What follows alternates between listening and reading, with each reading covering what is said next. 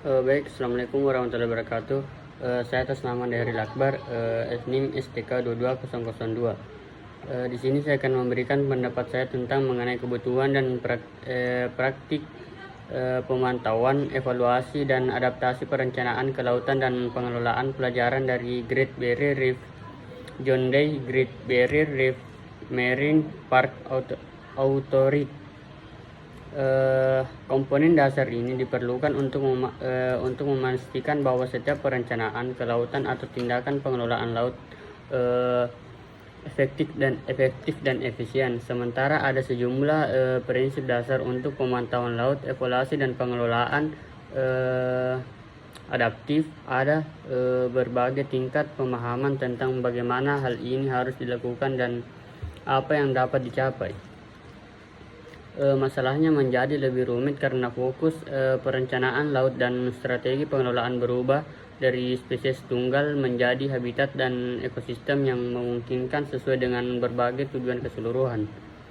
Berdasarkan pengalaman jangka panjang yang unik dalam GB RMP, artikel ini membahas aspek-aspek kunci dari pemantauan dan evaluasi yang efektif dan merangkum pelajaran yang dipetik dari lebih dari 2 dekade pengelolaan adaptif.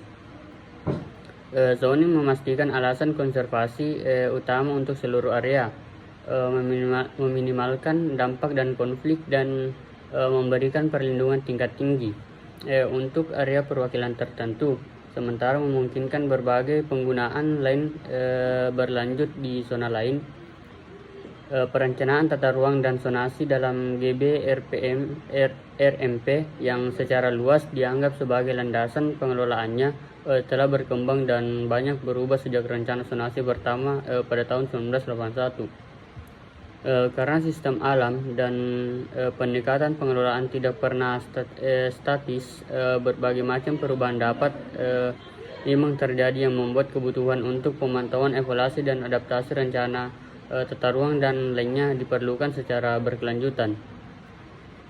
Artikel ini diakhiri dengan analisis pelajaran apa yang dapat diambil dari GB RMP terkait dengan pemantauan, evaluasi, adaptasi perencanaan tata ruang laut atau MSP. Pemantauan, evaluasi, pelaporan, dan pengelolaan adaptif secara luas diakui sebagai komponen fundamental untuk pengelolaan laut yang efektif. Beberapa akan berpendapat bahwa penilaian dan pemantauan sumber daya adalah bentuk penelitian, sementara yang lain akan mendapat bahwa penelitian dan pemantauan adalah komponen penilaian dan pengelolaan sumber daya.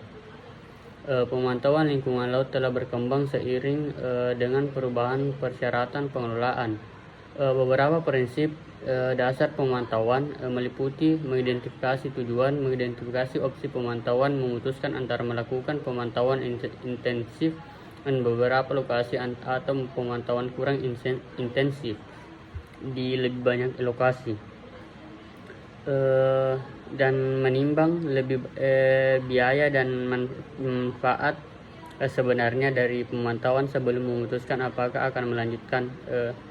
Namun dalam konteks pengelolaan ruang laut, tuntutan untuk akuntabilitas dan evaluasi ini perlu diakui. Keragaman luas wilayah kelola laut termasuk wilayah larang tangkap yang dibentuk untuk mencapai maksud dan tujuan yang berbeda, dan isu bahwa satu ukuran tentu saja tidak cocok untuk semua, yaitu pendekatan pengelolaan dan evaluasi kawasan lindung multiguna di tingkat ekosistem jelas berbeda dari yang dibutuhkan untuk kawasan lindung tujuan tunggal kecil, dan bahkan di dalam taman serbaguna mungkin perlu strategi yang berbeda untuk zona yang berbeda dengan tujuan yang berbeda.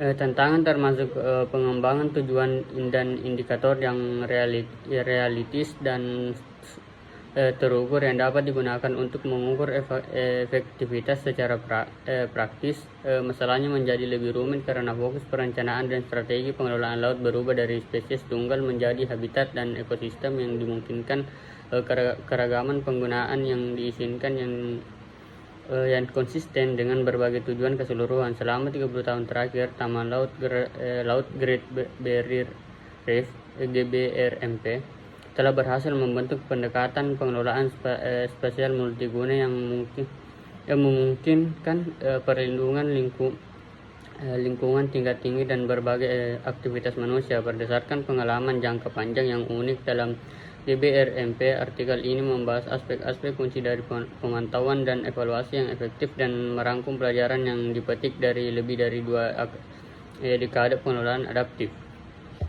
Baik, mungkin itulah yang dapat saya sampaikan. Assalamualaikum warahmatullahi wabarakatuh.